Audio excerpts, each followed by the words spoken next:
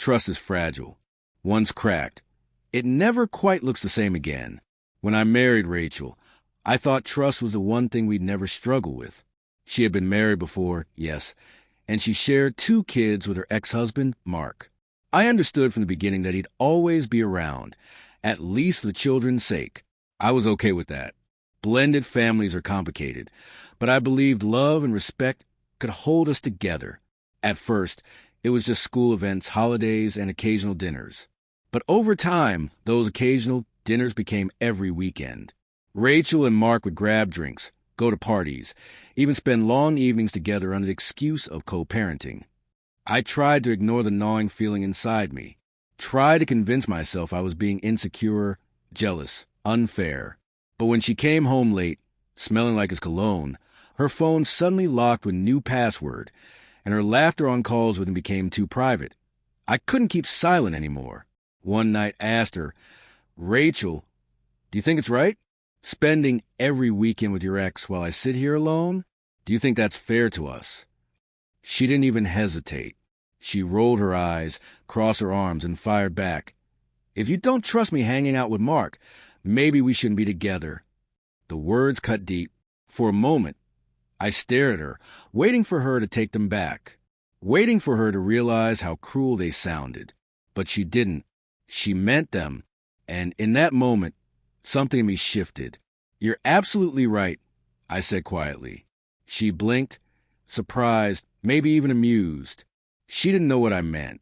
She didn't know I'd been declining a job transfer to London for over a year, an opportunity that would have doubled my income, advanced my career, and opened doors I'd only dreamed of.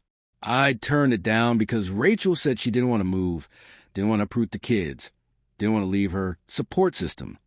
But that night, as she dismissed my feelings and defended her closeness with the man she used to love, I realized I had been sacrificing everything for someone who wouldn't sacrifice anything for me. The next morning, I called my boss. About that London position, I said, "Is it still available?" It was. Within weeks, the paperwork was finalized. I arranged a transfer quietly, not saying a word to Rachel. She went on with her weekends, laughing with Mark, assuring me nothing was happening while her actions screamed otherwise. I withdrew not bitterly, but with a strange sense of calm. I had made my decision. The night before my flight, I packed my bags. When Rachel saw the suitcases by the door, she frowned. "What's going on?" "I took the London transfer." I said, "I leave tomorrow." Her face drained of color. "What? You didn't even ask me. You can't just—" I cut her off, my voice steady. "You told me yourself, Rachel. If I don't trust you hanging out with your ex every weekend, maybe we shouldn't be together." "You were right. We shouldn't." She stammered, tried to backtrack, tears welling in her eyes. "It's not what you think. Mark, and it was just for the kids. You're overreacting." But I didn't believe her anymore. And maybe worse than not believing was not caring. The part of me that once fought for her, once sacrificed everything to keep her, had died the night she chose her ex's company over my trust. I handed her the keys to the house. "You can keep it. It's closer to the kids' school anyway."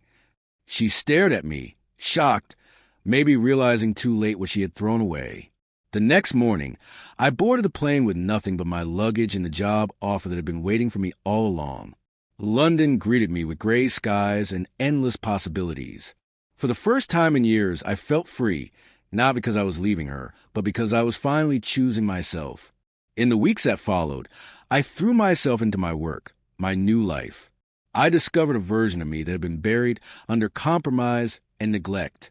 I explored the city, made new friends, rediscovered what it meant to live for myself instead of someone else's comfort. Occasionally, Rachel would call, her voice cracking over the phone. "I miss you.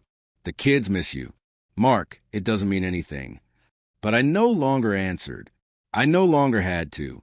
Her choice had spoken louder than her excuses. Sometimes betrayal isn't a kiss or a message or a night in someone else's arms. Sometimes betrayal is choosing another person's presence over your partner's trust over and over again until the relationship collapses under the weight of neglect. She betrayed me long before I ever packed my bags.